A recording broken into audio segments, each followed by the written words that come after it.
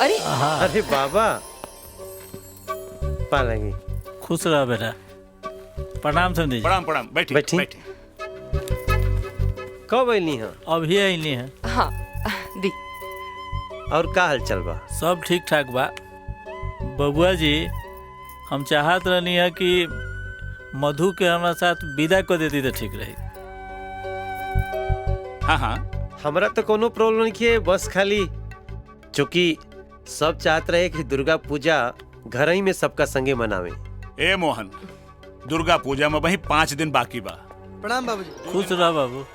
2 दिन बाद राहुल जाके लिए हैं दुल्हन के। ए चाचा ओकर कोनो जरूरत नहीं है। अरे अब 2 दिन बाद जैसे अच्छा बाकी साथे चल जाई। अब भौजी के साथे ले ले आई। नहीं रवा बैठ जाए। अब ए जी राहुल के जाए थी ना साथे, ये बहाने बढ़िया से गांव भी दिख लिए। हाँ हाँ हाँ भैया जायदा ना प्लीज। बबुआ जी जाए के मन बा तो जाए दी ना राहुल के।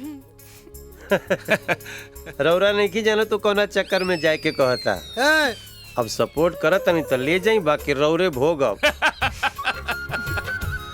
ए अब खड़ा खड़ा मुंह काता काता रहा। जा जा जाके तैयारी करा। जा तैयारी करा। हाँ ले जा। चाची प्रणाम। प्रणाम चाचा जी। खुश रहा बिटिया। मधु कहाँ बाड़ी चाची? मधु भीतर बाड़ी। चल जा, हमने मंदिर जाके आवतानी। हाँ ठीक बा। जा चली जा, जी। ए भौजी ई तू कहाँ बनाओ तारू? अरे चले के नहीं के घूमे? हाँ हाँ चल तनी रुक, तनी धीरज धरा। का मधु? अरे आरुषि कैसन बड़ू तू? हम ठीक बानी, तू सुनावा कब आइलू? एकदम बढ़िया, आज आई नहीं। हाँ अच्छा ई का साथे गो स्टेपनी लाइल बाड़ू का? हाँ और का? अब बिना स्टेपनी के भौजी के सहेली लोग के गाड़ी कैसे चली? अच्छा वही से चुल्हानिया गुड़ के बैठल बाड़ा।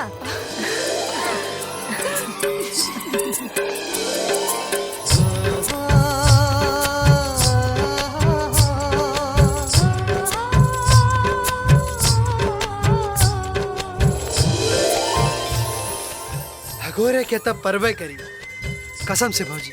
भगवान सारा हरिहरी तोहरे नैहर में रख देले बड़े, एक के झटका में चर जाए के मन करता। अच्छा सच्चा दीदी। या खुदा परवरदिगार, हम तेरे दरबार में फरियाद करते हैं, मत कर इन हसीनों को पैदा, ये हमें बर्बाद करते हैं। अच्छा बेटा बर्बाद अरे करते हैं। फौजी, रुको, रुको, अभी बताओ तनी।